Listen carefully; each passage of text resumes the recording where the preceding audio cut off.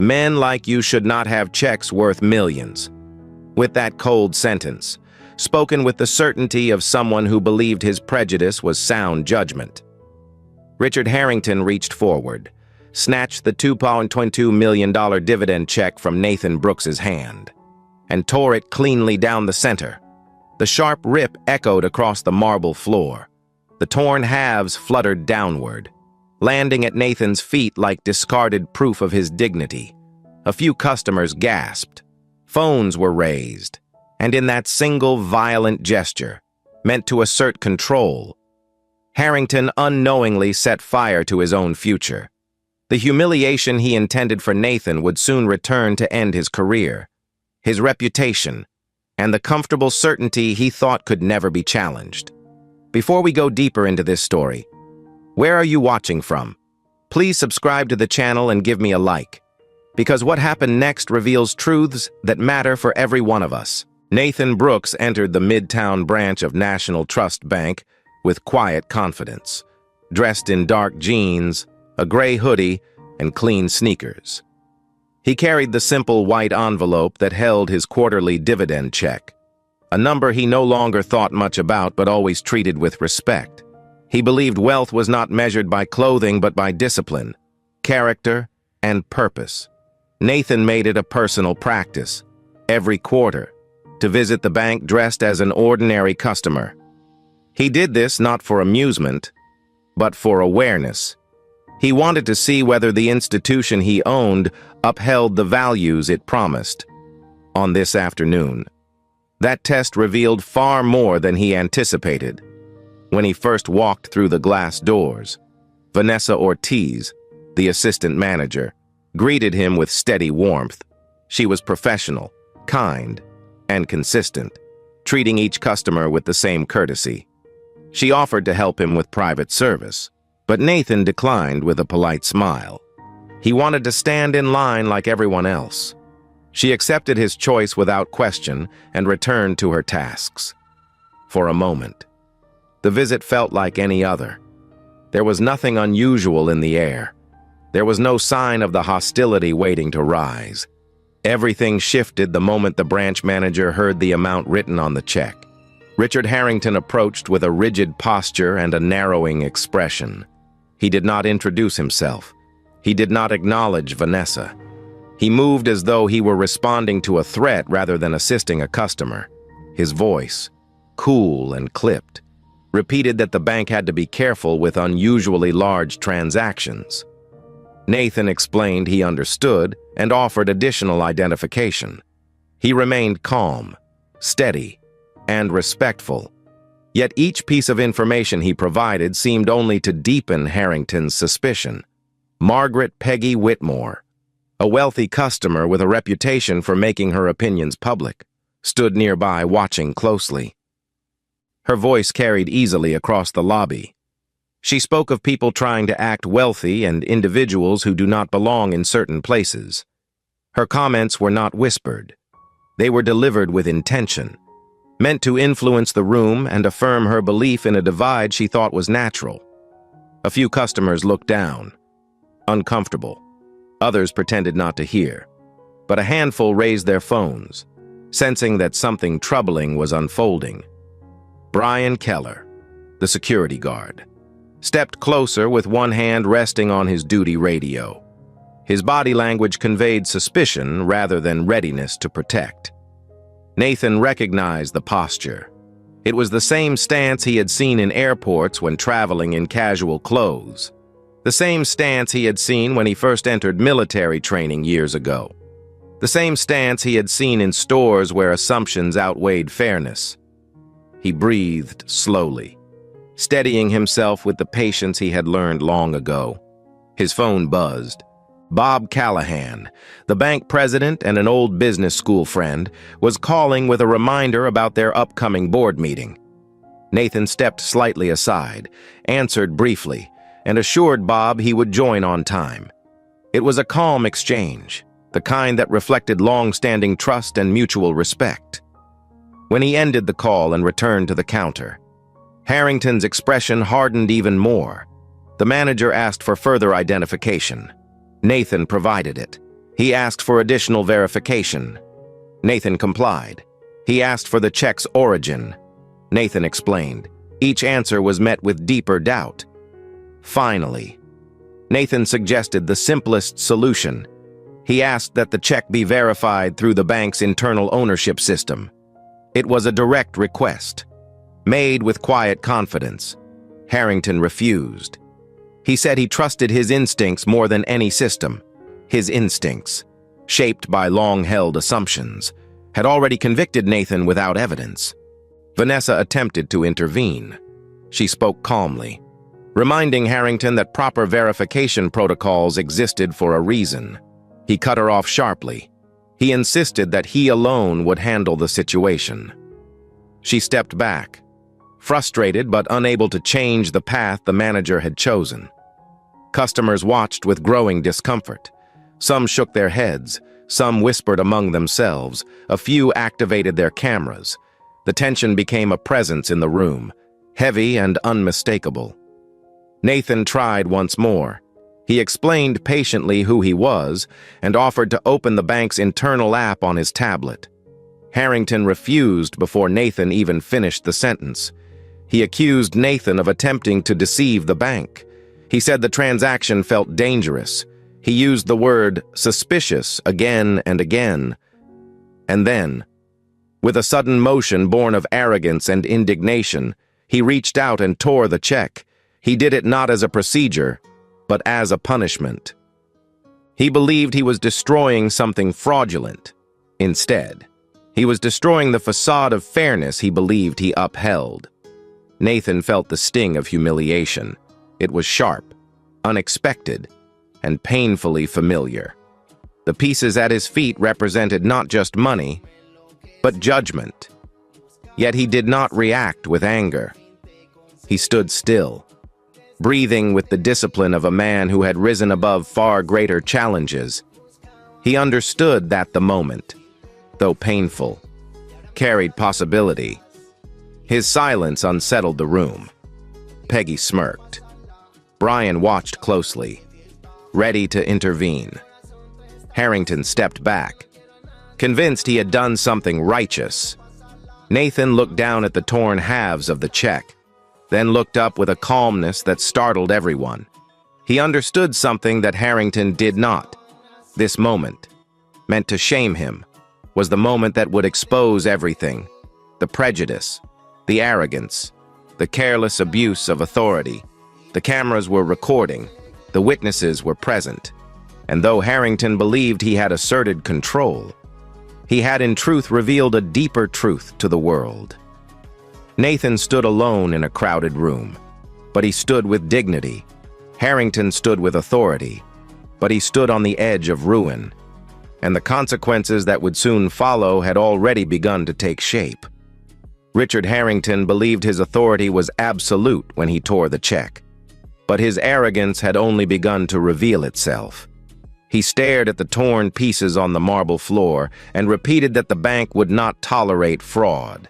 Then, as if performing for an audience, he reached into his suit pocket and pulled out a small silver lighter. His voice rose in a tone that carried false courage as he declared he would destroy this false evidence to protect the institution. Without hesitation, he flicked the flame and touched it to the first torn half. Fire spread quickly across the paper. The bright blue edge curled inward, then burst into orange as the check transformed into a burning symbol of prejudice. He dropped the flame onto the second half, letting both pieces fall to the floor as ashes scattered across the polished stone. Customers gasped. Some stepped back. Several phones lifted higher, capturing every moment as the smoke drifted upward. In that single reckless act, Harrington crossed a line no manager could defend. He believed he was delivering justice. In truth, he was destroying his own credibility in front of countless witnesses. Peggy Whitmore clapped her hands softly, praising him for his bravery. Brian Keller folded his arms and stepped forward as if protecting the branch from an imagined threat. Nathan Brooks remained silent. His dignity stood taller than the flames that had just consumed the check. The humiliation was real, but so was his resolve. He understood that patience, not anger, would reveal the truth to the world. Mia Park, a young customer seated near the deposit counters, felt her pulse rise as she watched the scene unfold. She had come in to complete a small business transfer. Now she found herself witnessing an act she knew the world needed to see. She opened Instagram Live with trembling fingers. Her voice held controlled emotion as she narrated the burning of the check. Viewers appeared instantly, dozens, then hundreds. Her comments were clear, precise, and factual. She knew the importance of accuracy. She understood that stories of injustice required truth, not exaggeration. Her camera captured the scattered ashes, the flame in Harrington's hand, and the calm restraint in Nathan's posture. More viewers joined as notifications spread. The live stream continued to rise, standing several feet away. Ethan Rivera, a college student with a passion for documenting real-life events, raised his phone to record in high definition. He knew the moment mattered. He zoomed in on Harrington's face, capturing his expression of self-righteous pride. He recorded Peggy's delighted reaction and Brian's stance of intimidation. He recorded Nathan's quiet strength. Ethan switched to TikTok, knowing the speed of that platform would spread the story even faster. His audience grew with every passing second. Near the exit, Mrs. Rosa Henderson, a 72-year-old black woman with a cane and the quiet authority of someone who had lived through the civil rights movement, raised her voice with a calm but unwavering tone. She declared that what she was witnessing was discrimination, plain and simple. Her words carried experience, not anger. They carried truth, not accusation. Customers turned to listen. Some nodded. A few grew uncomfortable. Her presence brought gravity to the moment. She knew injustice when she saw it. She had fought it her entire life. She refused to stand silent as another generation endured what she had endured decades ago. Dr. Lauren Mitchell, a physician who had become accustomed to subtle prejudice in many parts of her daily life, stepped forward with measured composure. She asked Harrington why he had refused to verify the check through official channels. She asked why he had escalated the situation instead of following protocol. Her questions were calm but precise. They exposed the cracks in his justification. Harrington ignored her. His refusal to answer made the silence between each question heavier. It revealed concerns he could not hide and assumptions he could not defend. Amit Shah, a business owner who had remained neutral during the early moments, now felt compelled to speak. He expressed his shock at the manager's actions and his concern for the bank's reputation. He reminded the room that fairness should be the foundation of financial institutions. His voice carried reason, and his steady tone encouraged others to speak. Customers who had remained quiet now whispered among themselves. What had started as a single confrontation had become a public reckoning. More phones appeared. More cameras recorded. The story was no longer contained. It was expanding. Vanessa Ortiz stepped forward with courage despite Harrington's earlier dismissal. She attempted once more to bring order and reason. She stated that burning the check violated every protocol the bank had established. She explained that he should have followed verification procedures. She reminded him that emotional decisions could not replace documented processes. Her voice shook slightly, but her resolve did not. Harrington turned sharply toward her and demanded that she step back and let him handle the threat. The phrase struck Nathan, the witnesses, and even some staff members with its unmistakable implication. Threat. It was a word used too often without cause, a word that carried danger when spoken in the wrong hands. The tension in the lobby deepened. The smell of burning paper lingered in the air. Thin trails of gray ash floated across the marble.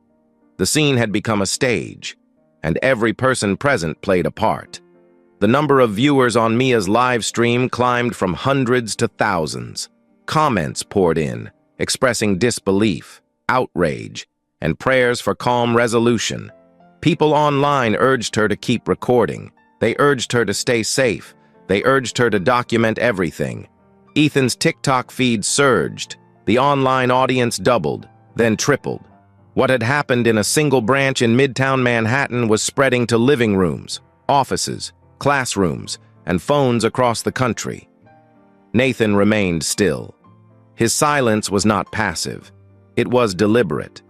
He had learned in the Air Force that a calm mind could navigate storms better than a loud voice.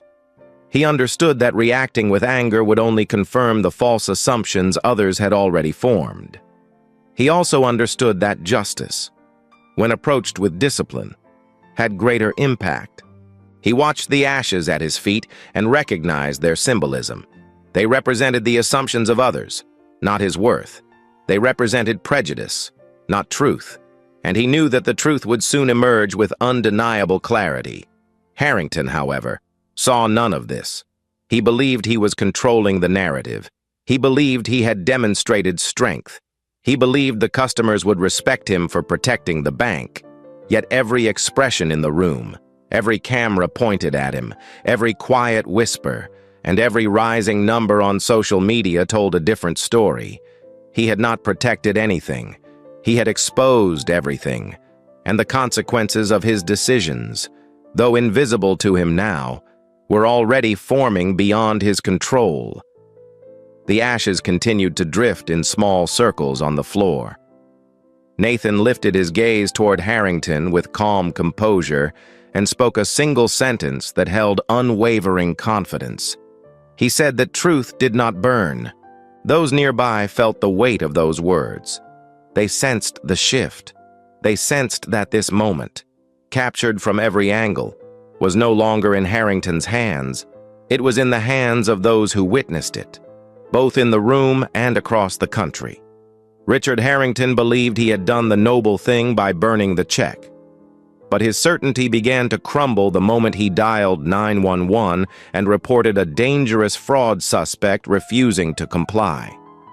His voice carried false urgency as he described Nathan Brooks as uncooperative and threatening, adding words that had not happened, shaping a narrative meant to justify his own misconduct.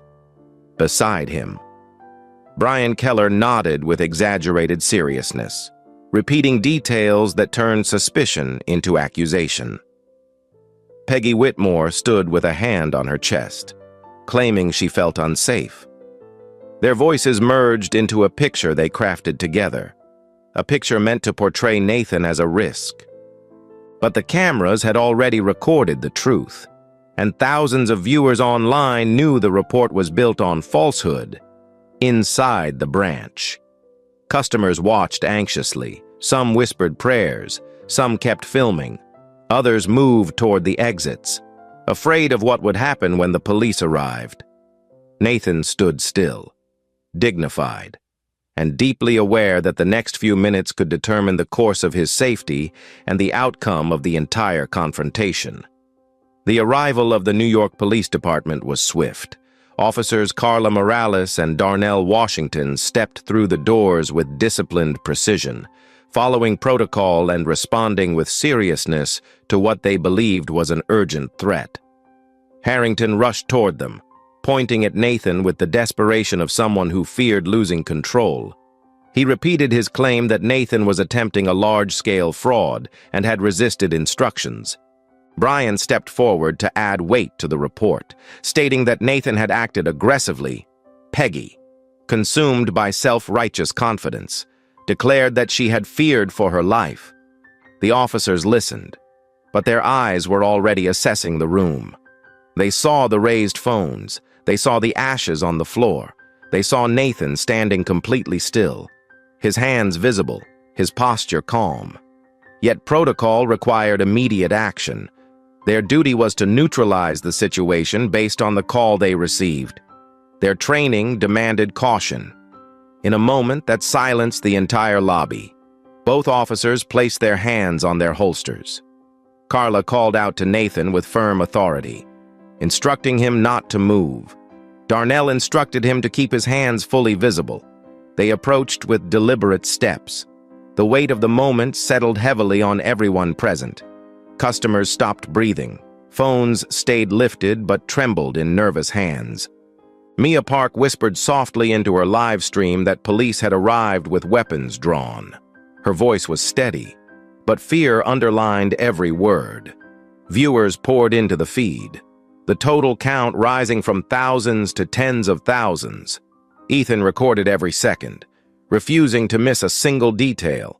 He knew how quickly moments like this could be twisted if not documented with precision. Nathan raised his hands slowly, his movements measured, controlled, and guided by years of military training. He addressed the officers with calm clarity. He stated that he would comply with every instruction. He spoke with a tone that carried respect, not fear. Yet the sight of him standing with his hands raised shook those watching. They understood the danger. They understood the risk. They understood how easily a false report could escalate into tragedy. Carla pulled out her handcuffs. She moved forward. She instructed Nathan to turn around. She instructed him to place his hands behind his back. He obeyed without hesitation. The cuffs tightened around his wrists. The sound of metal locking echoed through the lobby. The humiliation he felt was sharp but contained. He remained steady. His voice remained calm. His dignity remained intact. Darnell watched closely. Something in the scene troubled him deeply. The room did not reflect the chaos described in the report. He saw customers who looked horrified, not endangered. He saw employees who seemed shaken, not threatened. He saw a manager who appeared defensive, not credible. His instincts, shaped by years of experience and personal understanding of racial bias, began to question everything he had been told. He lowered his hand from his holster. His voice softened as he asked Nathan for identification.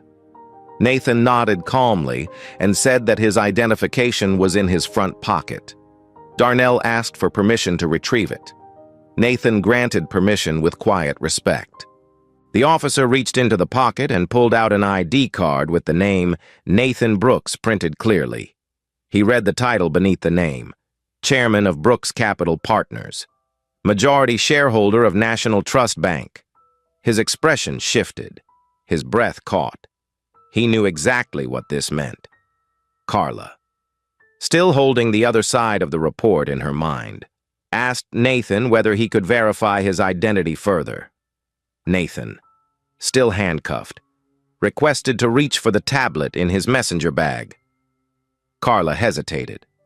Darnell stepped forward and offered to retrieve it. Nathan agreed. Darnell unzipped the bag with careful movements, removed the tablet, and handed it to Nathan. Nathan unlocked it with facial recognition.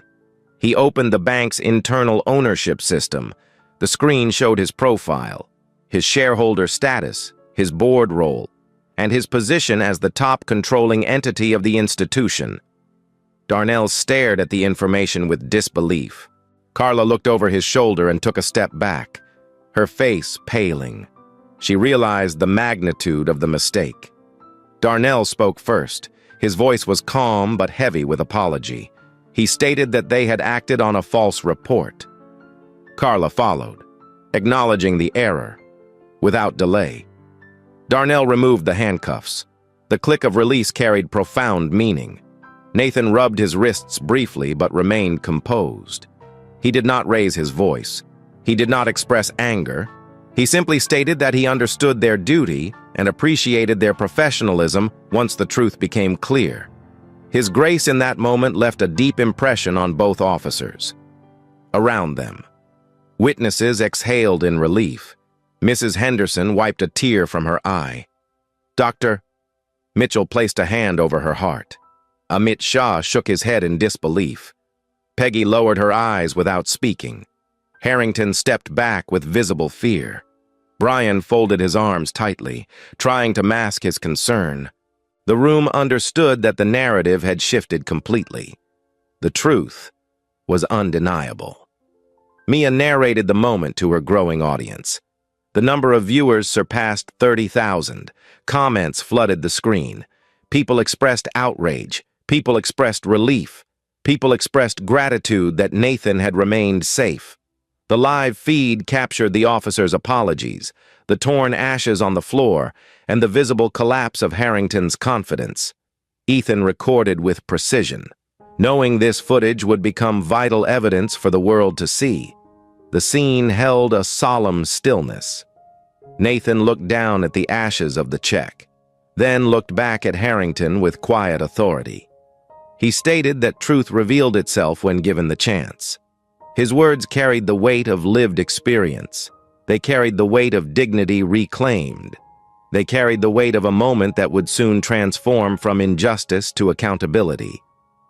Harrington, who had believed he controlled the narrative, now understood that he had lost control completely. His decision to call the police, his choice to exaggerate details, and his reckless act of burning the check were no longer private actions. They were evidence. They were recorded. They were seen by thousands. And the consequences of his choices stood before him. The moment did not end with anger. It ended with clarity. The officers stood by Nathan with respect. The customers stood with him in solidarity. The cameras continued to record. And the truth, now undeniable, prepared the way for the reversal that would follow, where justice would begin to take its rightful place. The moment the handcuffs came off, the atmosphere inside the branch shifted with a clarity no one could ignore. Silence filled the lobby as Nathan Brooks straightened his posture, rubbed his wrists once, and looked directly at the man who had accused him, humiliated him, and burned his check in public. Richard Harrington stood frozen, his confidence drained, his face pale, and his composure fractured. He had believed he held authority. He had believed he controlled the narrative. But now he was facing the man who owned the majority of the institution. The man whose status was confirmed by the officers themselves. The man whose dignity had remained unbroken through every moment of injustice. Nathan did not raise his voice. He did not speak with anger. His calm tone carried more strength than any shout could. He said that truth had been revealed and that accountability must follow. The cameras were still recording. The phones were still lifted. The live stream was still growing. Every person in the room understood that the balance of power had reversed completely. Officer Darnell Washington stood at Nathan's side, no longer as an enforcer but as a witness to the truth. Officer Carla Morales remained near the counter, her expression solemn as she absorbed the severity of the false report. She knew that this moment would require transparency on her part and detailed documentation on the official record. She knew it mattered. She knew every step needed to honor the truth. Meanwhile, Mia Park continued broadcasting with careful narration, capturing Nathan's steady composure and Harrington's unraveling certainty. The viewer count rose beyond 50,000. Comments appeared faster than she could read them. People wanted justice. People wanted answers. People wanted to see what Nathan would do next. Jessica Walsh, a reporter with the New York Daily News, arrived within minutes of the unfolding event. She walked directly to the edge of the crowd, her notepad ready, her posture alert. She asked bystanders for statements. She asked who had recorded what. She asked for the timeline. Her questions were respectful but firm. She understood that fairness required careful reporting. She approached Nathan and requested a brief comment. He thanked her for arriving quickly, but asked her to wait until he addressed the matter formally. She respected the request and stepped aside, observing everything with measured patience. At that moment, Nathan's tablet buzzed. A video call request appeared on the screen. Bob Callahan, the president of National Trust Bank, waited on the other side. Nathan accepted the call. Bob's face appeared, filled with concern and urgency. His voice, steady but serious, asked Nathan if he was unharmed. Nathan responded that he was safe. The crowd listened in stunned silence as Bob confirmed Nathan's identity, not only as a board member but as the chairman and controlling shareholder of the bank. Bob expressed disbelief at what he had been told and assured Nathan that immediate action would be taken. The confirmation from the highest executive voice in the institution removed any remaining doubt. Harrington's expression collapsed completely. Peggy took a step back. Brian lowered his eyes. The truth had become undeniable. Nathan ended the call and turned toward Harrington with the authoritative calm of someone who understood both justice and mercy. He said that Harrington's actions had violated policy, violated ethics, and violated the dignity of a customer. He said that burning a check, refusing verification procedures, filing a false police report, and escalating a situation without cause were not errors of judgment, but deliberate abuses of power. Harrington tried to speak, but only fragments of sentences emerged. He attempted to explain. He attempted to defend himself. He attempted to shift blame, but the words would not form. His voice faltered under the weight of the truth. Nathan raised his hand slightly to stop the attempted excuses. His tone remained even.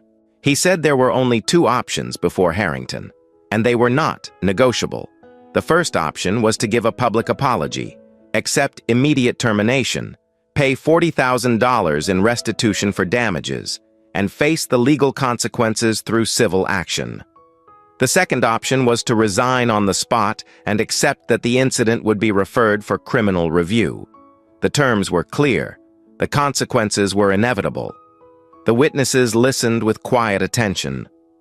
The cameras captured every word. Nathan did not threaten. He did not scold. He simply stated the reality with measured authority. Harrington's hands trembled. His breath grew uneven. He looked around, searching for support from those who had encouraged him only minutes earlier. But Peggy stood still and silent, her face void of the confidence she once displayed. Brian avoided eye contact, aware that his role in the escalation would soon be examined. No one stepped forward to defend the manager. No one spoke on his behalf. He was alone with the choices he had created. Finally, his shoulders slumped. His voice cracked as he whispered that he would accept the first option. Nathan instructed him to deliver the apology publicly, in front of the cameras, in front of the customers, and in front of the officers. Harrington nodded with visible fear. He stepped forward, facing the crowd, his expression drawn with humiliation. His voice shook as he apologized to Nathan, to the customers, and to the employees. He acknowledged his wrongdoing. He admitted he had ignored protocol and acted on assumptions. He admitted he had escalated the situation without cause. His words carried no pride, only the weight of consequences he could no longer avoid. The apology was recorded from multiple angles. The live stream captured every syllable. The nation watched in real time as a manager confronted the cost of prejudice. Peggy and Brian stood behind him, both visibly shaken. Neither spoke. Neither defended themselves. They understood that their own consequences awaited them. Vanessa Ortiz approached Nathan with gratitude in her eyes, thanking him for his patience, his dignity, and his leadership. Nathan responded with kindness, acknowledging her integrity and professionalism. He recognized that she had tried to uphold fairness, even when her voice was silenced. Her efforts had not gone unnoticed. Jessica Walsh stepped forward again and asked Nathan whether he was ready to speak. He nodded. He addressed the room with calm strength. He said that dignity could not be torn, could not be burned, and could not be erased by prejudice. He said the truth had revealed itself because cameras had captured what words alone could not convey. He said accountability did not require anger, but required clarity, courage, and steadfast commitment to what was right. His words resonated through the room with quiet power. The moment marked the beginning of a transformation that would soon reshape the entire bank. The reversal was complete. The truth had prevailed. Justice had taken its rightful place. The lobby remained silent after the apology. But Nathan Brooks understood that personal justice alone could not heal the deeper wound revealed in the branch that afternoon. The torn check lay in ashes on the marble floor. Customers still held up their phones. The officers stood watchfully at the edge of the crowd. Vanessa Ortiz waited for guidance, and Nathan knew this moment could not end with a single termination or a single apology. It needed to become something larger. It needed to become a turning point. He stepped forward, centered himself in the room, and spoke with the measured calm of someone who had long carried the weight of responsibility. He said that what had happened was not only the result of one man's choices, but the product of a system that allowed bias, assumptions, and unchecked authority to influence decisions that affected the dignity of customers. He said that if the bank expected to regain trust, it needed a new structure, one that actively prevented this type of injustice from happening again. Every face turned toward him, some with shame, some with hope, some with cautious optimism.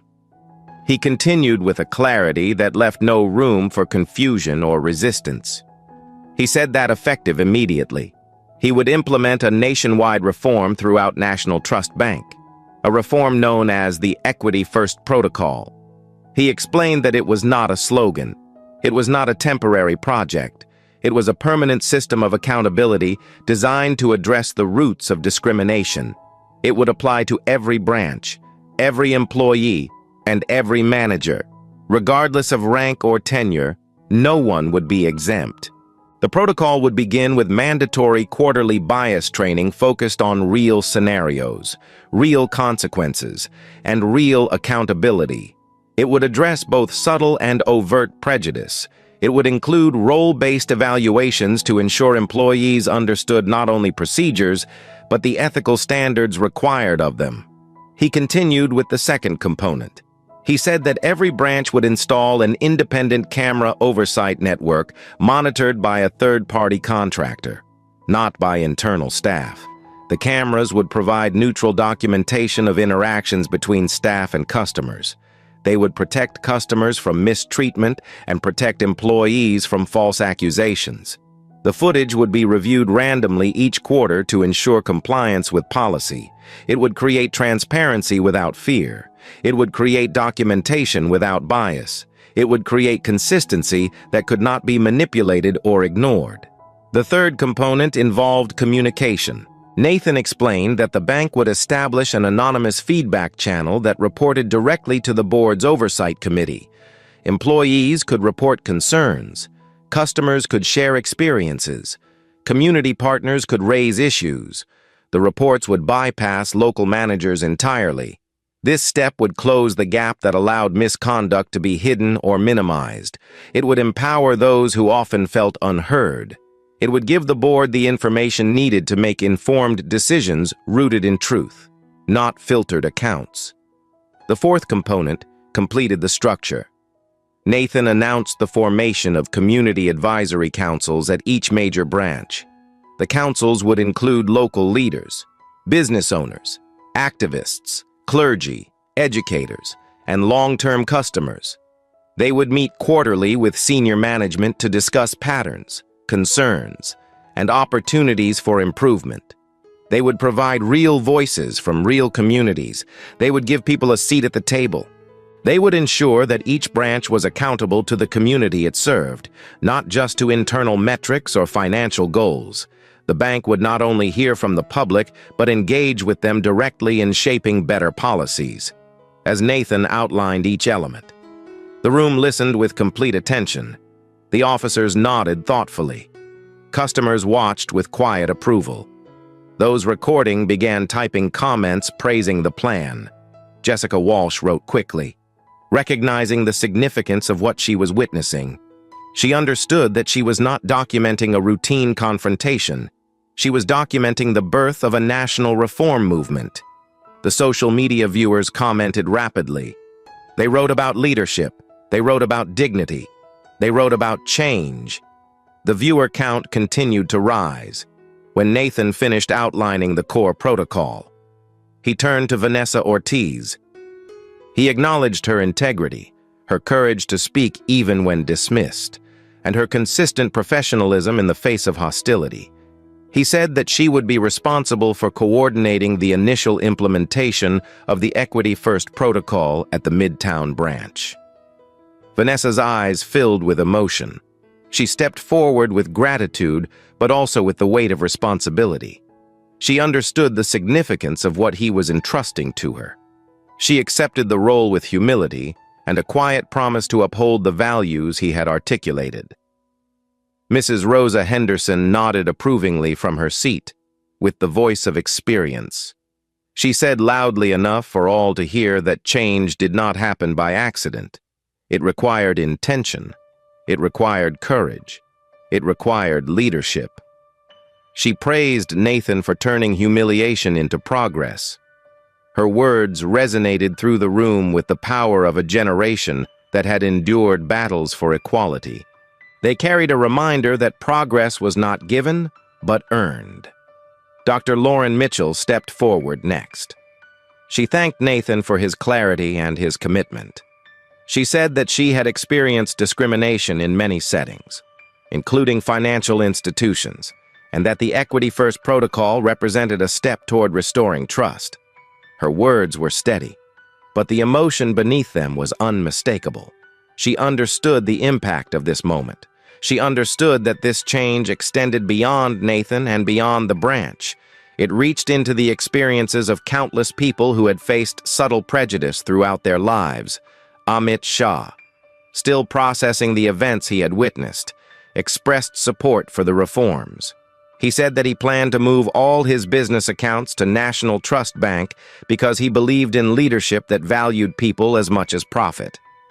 His statement created a ripple of approval across the room.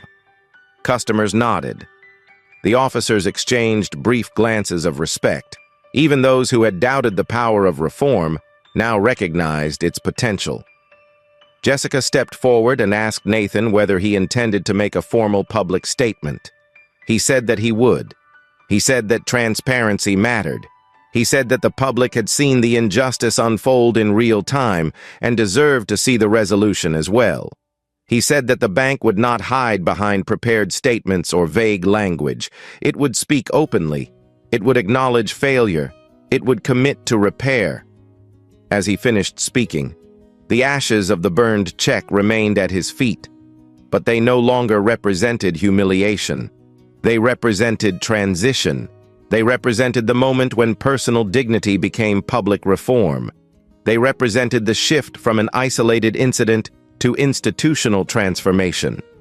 The room held a sense of solemn purpose as Nathan stepped back. He had not raised his voice. He had not shown anger. He had shown leadership. He had shown clarity. He had shown the capacity to turn harm into progress. 6 months passed, and the events of that Tuesday afternoon no longer lived only in recordings or witness accounts. They lived in consequences, documented publicly, measured carefully, and felt personally by every individual involved. Nathan Brooks had never sought revenge, but accountability had unfolded with clarity and precision. The Equity First Protocol had already taken root across National Trust Bank. Branches implemented new training. Independent camera networks became standard. Advisory councils met each quarter. The institution Nathan helped build was transforming in ways rooted in dignity, fairness, and responsibility. Yet the people whose actions had ignited the crisis faced journeys marked by reckoning. Their lives changed, not through anger from Nathan, but through the outcome of their own choices. Richard Harrington's fall was swift and absolute. After the day of the incident, he was placed on administrative leave pending formal review. The review examined every second of footage from the live streams, every witness statement, every procedural violation, and every decision he made that afternoon. His employment was terminated with cause. His annual salary of $105,819 vanished instantly. His benefits ended. His reputation collapsed. Prospective employers requested references, and he could provide none that carried weight after the misconduct report was filed. The civil lawsuit that followed required him to pay $50,000 in settlement for damages, including the destruction of the check and the pain caused by his false accusations. Friends who once praised his leadership became distant. Professional colleagues avoided association. He applied for jobs in smaller financial institutions, hoping for a second chance. But each background check revealed what had been recorded online. He could not escape the truth. The incident marked the end of his career in finance. The authority he once exercised with certainty became a memory he revisited with regret, and the ashes he had burned became the symbol of the credibility he had destroyed. Peggy Whitmore's consequences followed a different path, shaped by reputation rather than employment. Her comments from that afternoon resurfaced across social media, her disdainful tone, her dismissive statements, and her applause for the burning of the check appeared in countless reposts. Invitations to social circles she once moved through with ease were revoked quietly but firmly. Fundraisers she attended as a guest of honor no longer extended invitations. The private clubs she frequented requested that she step back from her memberships. Her name became associated with prejudice rather than philanthropy. The bank banned her from all branches, citing behavior that endangered customer dignity and public order. A judge later ordered her to complete 150 hours of community service at a civil rights center in Harlem. There, she faced history she had once ignored, the first-hand stories of discrimination, resilience, and struggle forced her to confront what she had contributed to. Each hour of service required reflection. Each conversation reminded her that arrogance had blinded her. She had not expected accountability. She had believed her status would protect her. But the world had changed. Silence no longer shielded wrongdoing, and her future depended on whether she learned from the past she had once dismissed. Brian Keller, the security guard who once stood with confidence and intimidation, faced consequences that reached into both his present and his past. His employment was terminated immediately after the investigation concluded. The bank revoked his security license for failing to follow protocol and contributing to the escalation. When the renewed internal review of his former New York Police Department conduct opened, additional concerns resurfaced. The inquiry revealed patterns of behavior marked by assumptions rather than evidence. The review board required him to complete anti-bias training in order to remain eligible for future security work. He faced the reality that authority required discipline, not impulse. It demanded fairness, not force. Without those qualities, he could not regain the trust required to serve in any protective role. The uniform he once wore became a reminder of the responsibilities he had failed to uphold, while the antagonists faced consequences. Those who had acted with courage and integrity experienced growth and recognition. Nathan did not allow the burned check to become a symbol of loss. Instead, he transformed it into opportunity.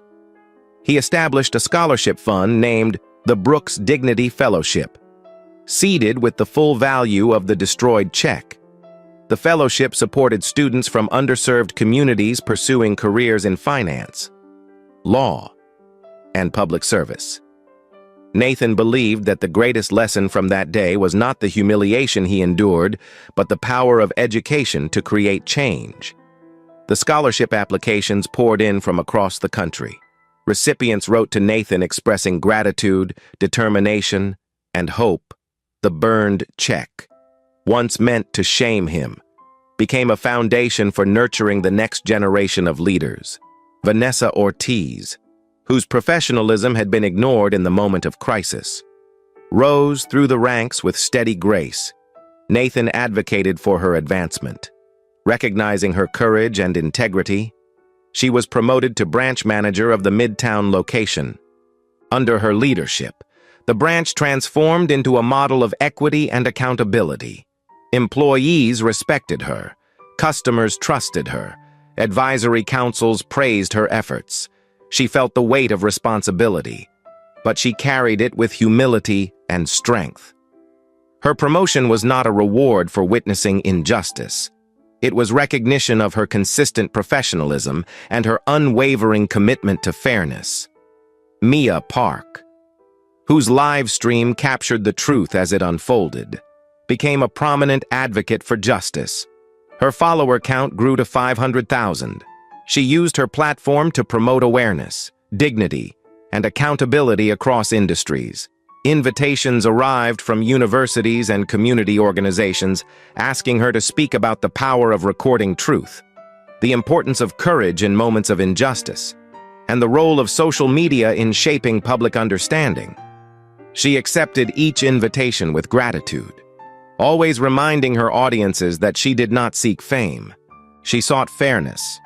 She believed in truth, and she believed that silence allowed injustice to flourish. Officer Darnell Washington received commendation for his integrity and discernment. His willingness to question a false narrative and his commitment to truth earned him recognition within the department. Officer Carla Morales submitted a detailed report acknowledging the error and outlining the lessons learned. She completed advanced training and became an advocate within the department for improved verification protocols. She understood that accountability strengthened trust, not weakened it. As for Nathan, he continued leading with dignity. He remained calm, deliberate, and unwavering in his belief that justice required steady guidance rather than retaliation. The banking institution he controlled became stronger because he chose reform over retribution.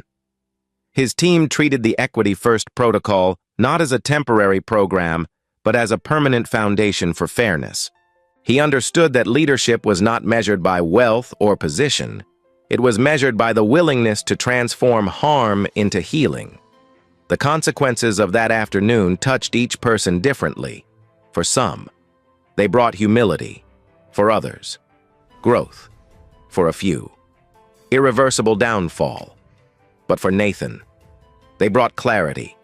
They confirmed that dignity, once upheld with resolve, had the power to reshape institutions, redirect lives, and redefine what fairness meant in a world still learning to overcome its assumptions.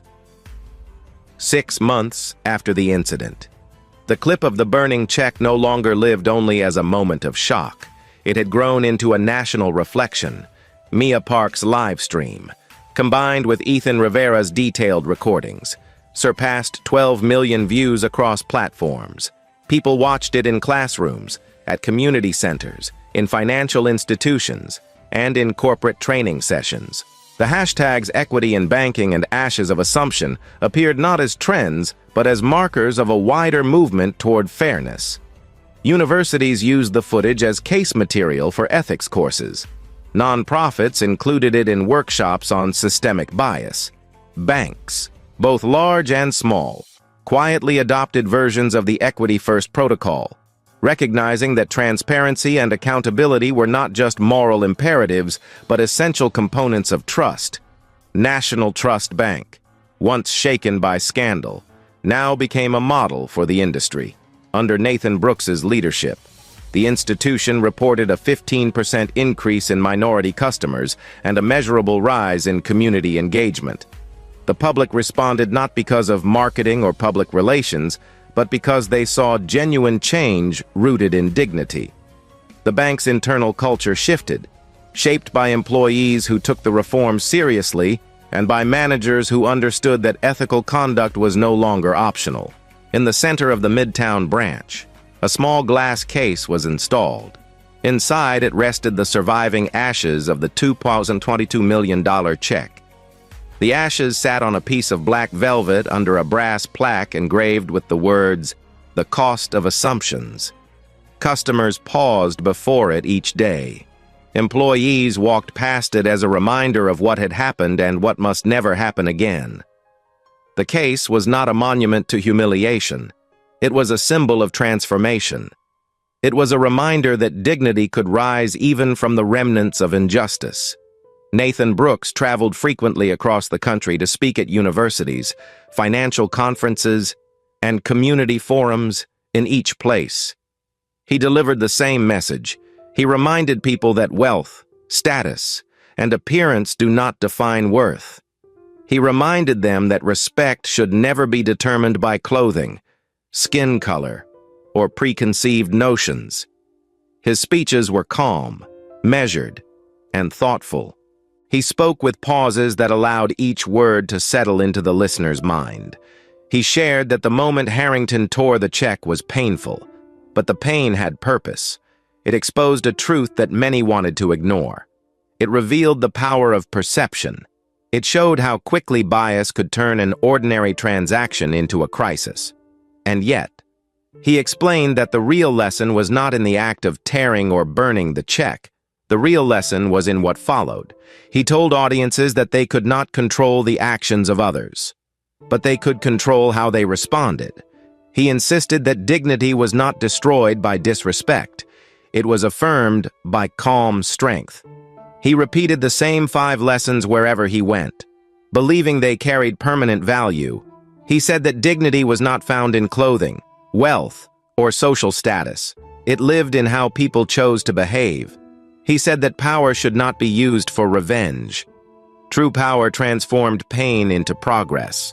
He said that systemic change began with one person willing to speak up and a community willing to listen. He said that ashes did not represent endings. They represented new beginnings. They represented the chance to rebuild something better. He said that every person had a role in shaping justice. People could remain silent.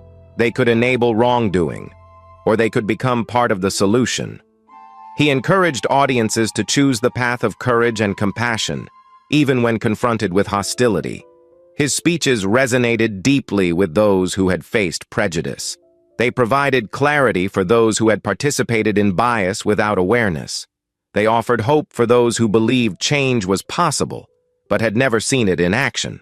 Inside the Midtown branch, employees still paused when passing the glass case.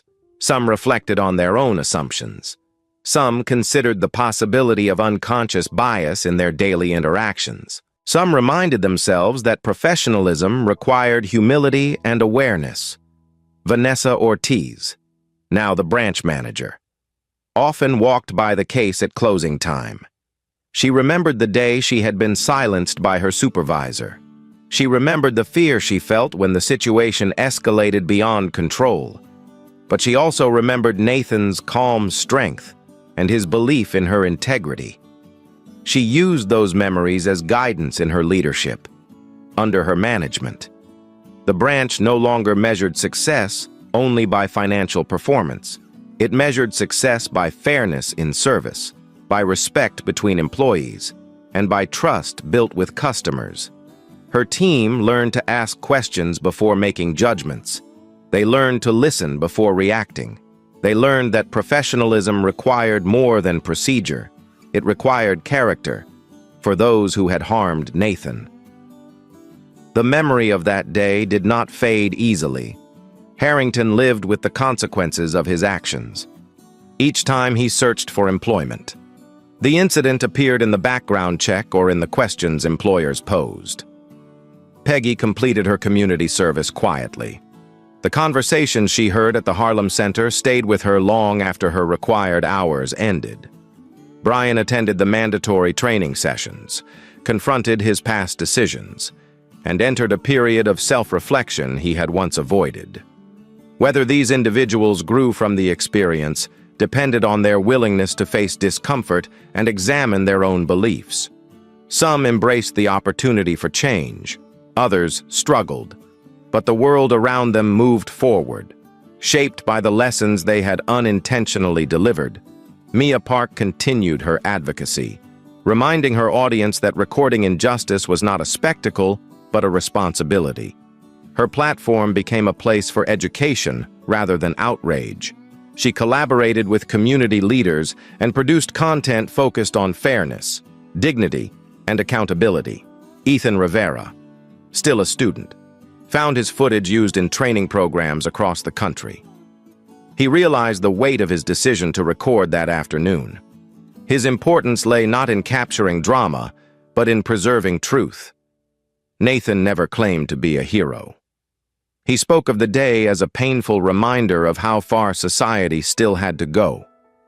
But he also spoke of it as proof of how powerful one moment of patience and clarity could be.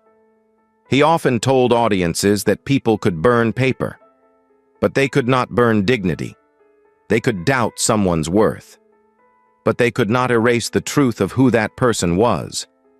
He said that leadership was not the ability to win a confrontation. It was the ability to turn humiliation into healing. He ended every speech with a reflection that became his signature message. He said that if a single burned check could change an entire banking system, then a single act of kindness, a single fair decision, a single moment of courage from any person in the room could change someone else's life. He reminded listeners that change did not come from institutions alone. It came from individuals willing to pause, to reflect, and to choose dignity. The glass case remained in the lobby, illuminated softly by overhead lights. People approached it with quiet respect. They read the plaque, studied the ashes, and contemplated the meaning behind them. It was not a symbol of conflict. It was a reminder of human worth. It represented the moment when an institution confronted its own assumptions and chose transformation, and each day, someone paused before it, lifted their head, and walked away, determined to become a better version of themselves.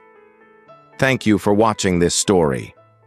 If you found meaning in it, please take a moment to subscribe, give this video a like, and share it with someone who may need its message today. Your support helps these stories reach more people.